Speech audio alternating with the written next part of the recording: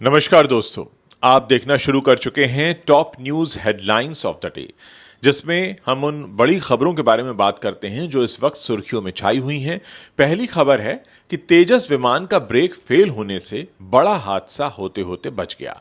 तेजस विमान रनवे से आगे निकल गया, जिससे यह हादसा हुआ है। हालांकि इसमें पायलट सुरक्षित बच गए। अब सेना ने सभी 30 विमान अब रोक लिए हैं, अब उन्हें उड़ान भरने नहीं दिया जा रहा है। बात दूसरी खबर की करें तो नेपाल में एक चलती बस हाईवे से नदी में गिर गई, जिसमें 18 लोगों की मौत हुई। वहीं अब तक 25 लोग इसमें घायल हुए हैं। मरने वालों में 2 विदेशी नागरिक भी शामिल हैं। कंट्रोल खोने की वजह से यह हादसा हुआ है। तीसरी खबर है कि स्वामी अविमुक्तेश्वरानंद पर यौन शोषण के आरोप लगाए गए हैं। कोर्ट के आदेश पर प्रयागराज में केस भी दर्ज हुआ है। तो चलिए अब इन खबरों के बारे में आपको एक एक करके विस्तार से बताते हैं। सबसे पहले बात करते हैं सबसे बड़ी खबर की, जो भारतीय वायुसेना से जुड़ी हुई है। इंडियन एयरफोर्स विमान तेजस लैंडिंग के दौरान रनवे से आगे निकल गया। अब शुरुआती जांच में यह कहा जा रहा है कि शायद इसका ब्रेक फेल हुआ होगा। न्यूज एजेंसी एएनआई ने सूत्रों के हवाले से बताया कि घटना 7 फरवरी की है। जानकारी लेकिन अब निकलकर सामने आ रही है। विमान ट्रेनिंग उड़ान के बाद एयरबेस पर लौट रहा था। लैंड करते ही पायलट ने ब्रेक लगाने की कोशिश की। जब ब्रेक नहीं लगा तो विमान रनवे से बाहर निकल गया। दुर्घटना से पहले पायलट सुरक्षित बाहर निकल गया। विमान को नुकसान पहुंचा है। हादसा किस एयरबेस पर हुआ, यह जानकारी सामने नहीं आई है। सूत्रों ने बताया कि इस घटना के बाद एयरफोर्स ने करीब 30 सिंगल सीट तेजस जेट के पूरे बड़े बेड़े को टेक्निकल जांच के लिए ग्राउंड कर दिया है। यानी जांच पूरी होने तक ये विमान उड़ान नहीं भरेंगे। हादसे पर इंडियन एयरफोर्स की तरफ से कोई ऑफिशियल बयान नहीं आया है। तेजस जेट से जुड़ा ये तीसरा हादसा है। पहला हादसा मार्च 2024 में हुआ था, जब जैसलमेर के पास एक तेजस जेट क्रैश हो गया था। दूसरा हादसा नवंबर 2025 में हुआ था, जब दुबई एयर शो में एरियल डिस्प्ले के दौरान एक तेजस जेट क्रैश हो गया था। पिछले साल नवंबर में दुबई एयर शो में भारतीय वायुसेना का तेजस फाइटर जेट क्रैश हो गया था। हादसा अल मखतूम एयरपोर्ट पर चल रहे एयर शो में एक डेमो फ्लाइट के दौरान हुआ था। विमान के गिरते ही उसमें आग लग गई और हवाई अड्डे के ऊपर काले रंग के धुएं का गुबार देखा गया। एयरफोर्स ने बताया कि हादसे में पायलट की भी मौत हो गई। जान गंवाने वाले विंग कमांडर नमांश सयाल हिमाचल प्रदेश के कांगड़ा के रहने वाले थे। राजस्थान के पोखरण में भारत शक्ति युद्धाभ्यास में शामिल तेजस फाइटर जेट मार्च 2024 में क्रैश हो गया था। ये जैसलमेर शहर से 2 किलोमीटर दूर जवाहर नगर स्थित भील समाज के हॉस्टल पर जाकर गिरा। तेजस के क्रैश होने की यह घटना पहली थी। इंजन फेल होने की वजह से ये फाइटर जेट क्रैश हुआ था। पायलट ने इजेक्शन से पहले ग्राउंड स्टाफ को इंजन में आई खराबी के बारे में बताया भी था। चलिए अब अगली खबर का रुख करते हैं, जो नेपाल से आ रही है और काफी दिल दहला देने वाली है। नेपाल में एक दर्दनाक हादसा हुआ है, जहां एक बस हाईवे से नियंत्रण खोकर त्रिशूली नदी में गिर गई, जिससे 18 लोगों की मौके पर मौत हो गई और 25 से अधिक यात्री घायल हो गए। मरने वालों में 2 विदेशी नागरिक भी शामिल हैं और हादसा ड्राइवर के कंट्रोल खोने की वजह से हुआ माना जा रहा है। ये घटना बीती रात करीब 1:30 बजे धादिंग जिले के बेनीघाट रोरांग इलाके में हुई, जहां बस पोखरा से काठमांडू की तरफ जा रही थी। बस का नंबर GA1 KHA 1421 था और ये बुरी तरह क्षतिग्रस्त हो गई। दोस्तों, आप खुद सोचिए, अंधेरी रात, तेज बहती नदी और एक बस जो हाईवे से नीचे गिर रही हो। बस में कुल 44 यात्री सवार थे और हादसे के बाद बचाव कार्य में काफी मुश्किलें भी पेश आईं, क्योंकि आधी रात का समय था। पुलिस और बचाव दलों ने 17 शव बरामद किए और बाद में एक घायल की अस्पताल में मौत होने से मृतकों का आंकड़ा 18 को छू गया। मृतकों में 12 पुरुष हैं, 6 महिलाएं हैं, जिनमें एक पुरुष और एक महिला विदेशी नागरिक शामिल है।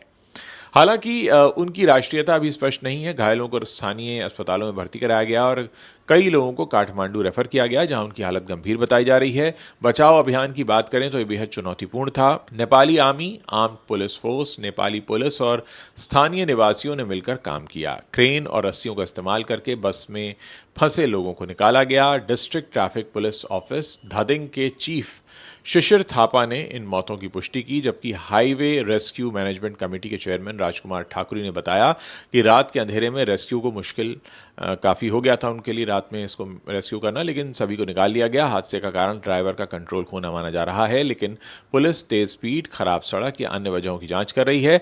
एक तकनीकी टीम बस के ब्रेक सिस्टम और स्थिति की भी जांच कर रही है। नेपाल में ऐसे हादसे आम हैं, खासकर पहाड़ी इलाकों में, जहां सड़कें संकरी और जोखिम भरी होती हैं।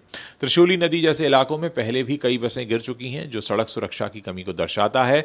यह हादसा हमें याद दिलाता है कि यात्रा के दौरान सुरक्षा कितनी महत्वपूर्ण है और सरकार को सड़क सुधार पर ध्यान देना चाहिए। मृतकों की पहचान अभी नहीं हो पाई है, लेकिन परिवारों का दर्द हमारी कल्पना से परे है। पुलिस ने केस दर्ज करके जांच शुरू कर दी है। अगली खबर का रुख करते हैं दोस्तों, बात करेंगे प्रयागराज में ज्योतिष पीठ के शंकराचार्य स्वामी अभिमुक्तेश्वरानंद सरस्वती और उनके एक शिष्य पर यौन शोषण के गंभीर आरोप लगे हैं और सुप्रीम कोर्ट के आदेश पर झूंसी थाने में केस भी दर्ज हुआ है। एफआईआर में पॉक्सो एक्ट की कई धाराएं लगाई गई हैं।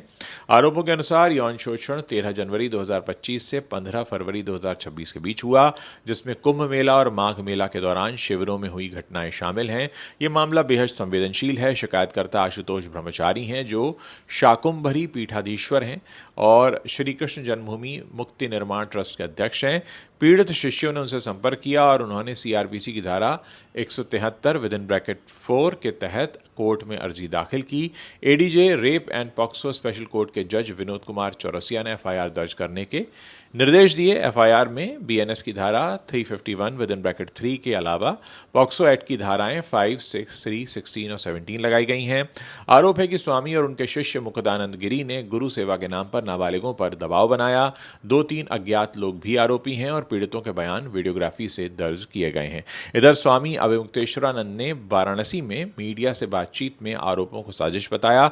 उन्होंने कहा कि आरोप लगाना अलग बात है और उसे साबित करना अलग बात है। अगर हम वैसे होते तो चिंता करते, लेकिन जब हम निर्दोष हैं तो हमें किसी बात का भय नहीं है। उन्होंने पुलिस जांच पर भरोसा नहीं जताया और उच्च स्तरीय जांच की मांग की, साथ ही सहयोग का वादा भी किया। शिकायतकर्ता पर सवाल उठाते हुए उन्होंने कहा कि आशुतोष के 2 अलग शपथ पत्र हैं जो सच्चाई पर सवाल उठाते हैं।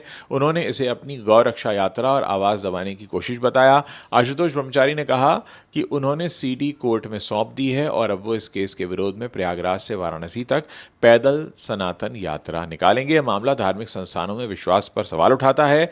पुलिस जांच शुरू हो चुकी है और कोर्ट में आगे की सुनवाई होगी। तो दोस्तों, इस तरह के वीडियोस में हमारी कोशिश होती है कि आपको एक जगह पर जो बड़ी घटनाएं घट रही हैं उनके बारे में जानने का मौका मिले। ऐसी घटनाओं को आपको बताने से पहले हम देखते हैं कि अलग अलग न्यूज़ वेबसाइट्स पर क्या पब्लिश हुआ और उसके बाद ये जानकारी हम आप तक लेकर आते हैं। आप हमारे किसी भी वीडियो से जुड़ी कोई सुझाव या शिकायत करना चाहते हैं तो इस वीडियो के नीचे कॉमेंट करके बता सकते हैं। साथ में आप अपना नाम और अपने शहर का नाम लिखना मत भूलिएगा। साथ ही अगर आप चैनल पर नए हैं तो आप हमें सब्सक्राइब कर सकते हैं ताकि जब भी हम कोई नया वीडियो पोस्ट करें उसकी जानकारी आप तक तुरंत पहुंच सके। दोस्तों, इस चैनल के अलावा मेरा एक और चैनल है यूट्यूब पर जिसका नाम है उज्ज्वल त्रिवेदी टॉक्स, जहां पर हम बात करते हैं मोटिवेशनल कंटेंट की, वहां बात करते हैं हम स्पिरिचुअलिटी की और साथ ही मानवीय संवेदनाओं की। अक्सर हम इंसानी ज़िंदगी में बहुत तरह के भावनाओं से होकर गुजरते हैं और ऐसे में बहुत सारे लोग दिशा भी जानना चाहते हैं जब कुछ समझ में नहीं आता क्या करना है। तो इस चैनल पर हमारा जो कंटेंट है उज्ज्वल त्रिवेदी टॉक्स पर, वो ऐसा है जो आपको ज़िंदगी में आ रही मुसीबतों से लड़ने के लिए शक्ति भी देगा और शायद कुछ सुझाव भी देगा। आपका सहयोग मैं उस चैनल पर भी चाहूँगा। उस चैनल को भी ज़रूर देखें और हमें बताते रहें कि और किस तरह का कंटेंट आप हमारे साथ देखना चाहते हैं।